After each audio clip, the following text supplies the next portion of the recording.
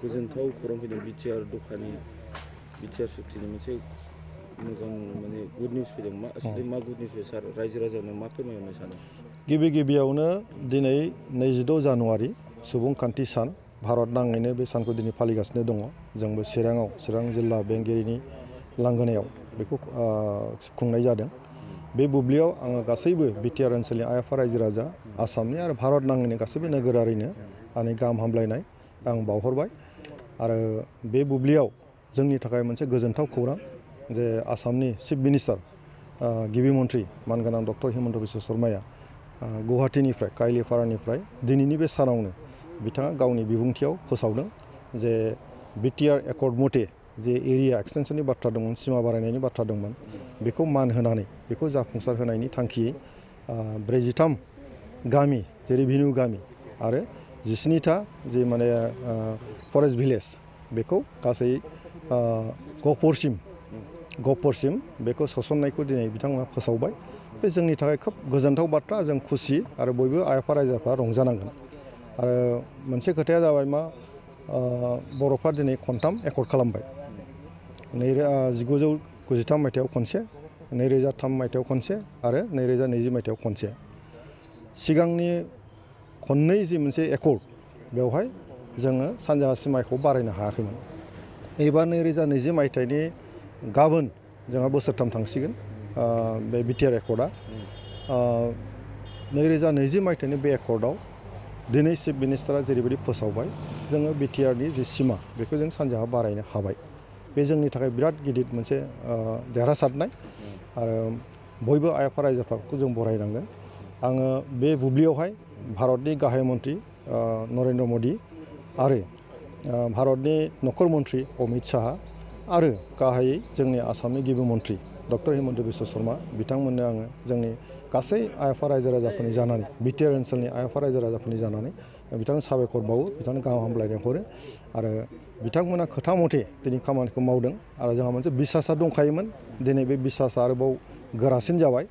आरो जिखिनि मोनफा मोननै दफा दंबावो जे मावफुंनांगौ बेखौ थाबैनो मावफुंगोन होननानै जोंहा मोनसे बिसास दं खारन जोंनि मानगोनां नखर मन्थ्रिया भारतनि नखर मन्थ्रि अमित शाह बिथाङा 2024 मायथाइनि सिगां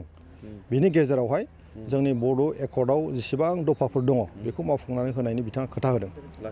लासैनो दा पर्यायक्रमै जालांगासिनो दङ दा गतिके दिनै जि फोसावनाय जाबाय बे जोंनि बिराद गिदिर मोनसे देरहासारनाय आरो बुंनो थाङोब्ला बड' एकर्डनि गाहाय जि दफा बेयो जाबाय एरिया एक्सटेनसनानो दा दिनै जाफुंबाय आरो बाखि मोनफा मोननै जिखिनि दङ बे गासैबो जालांबाय थागोन फसंथान गायसंनो होदों ओमफ्राय पेरामिलिटारि होनाय बेबो लासैनो जालांगोन सार दाख्लै 10 जानुवारि खालि हम मिनिस्ट्रिनि दैदेननायावहाय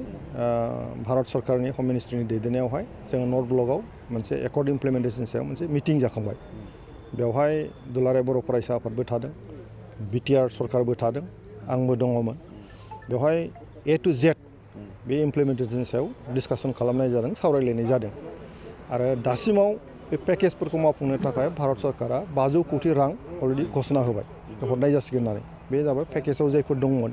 बेफोरखौ फारि फारियै मावनाय जागोन बेहाय जेबो गोनो गोथो जेबो गैया आरो बिनि उनावहाय जोंनि बे जायफोर माने एकर्डआव जायफोर दफाफोर दङ बे फारि फारि मावफुंजानायनि लामायाव दंबाय थायो गतिके एनडिएफबिनि रिहेबिलिटेसन होनाय जोंनि मार्टियार्सफोरनो जि मोनसे अनसुंथाइ होनाय बे गासैबो बाथ्राफोरखौ लानानै सावरायनाय जादों आरो गुबैयै जायफोर केस दङ एनडिएफबिनि बे केसफोरखौबो गोबाङानो उथायजाबाय दाबो माखासे स्क्रुटिनि जागासिनो दङ आरो बे उथायजानायनि लामायाव दंबाय थायो गतिके जोङो गोनो गोथो जानो नाङा आं एनडिएफबिनि मानगोनां आगोलनि जि केडारफोर दङ बिथांमोनखौ आं खावलायो जे जोङो धैर्य हम एसे गासैबो खामानिया हाखा दावरा जानाय नङा जाहाथे भुल जाया मोजाङै जाहाथे जों मावफुंलांनो हायो बेखौ बिसासाव ला जोङो बायदिसिना खोथा बुंलाबायनानै बोथोरखौ जों गरम खालामनानै लानो नाङा गतिके जोंखौ बिसासाव ला जोंनि दिनैसिम एनडिएफबिनि दैदेनगिरि दं बेहाय जोङो बिटिआरनि दैदेनगिरिफोर दं बेहाय बिटिआर एकर्डखौ 100% मावफुंनो थाखाय जाफुंसार होनो थाखाय जों अहर नाजाबाय थादों गतिके बयखौबो बिसासाव लानानै थांबाय था आरो बे रोखोमैनो जुदि थाङो जोङो मोजां मोनसे थासारि जोङो दिनै जिखिनि मोन्दों बेखौ जों लाखिलांबाय थानो हागोन आरो फैबाय थानाय समाव जोङो जाफुंसारगोन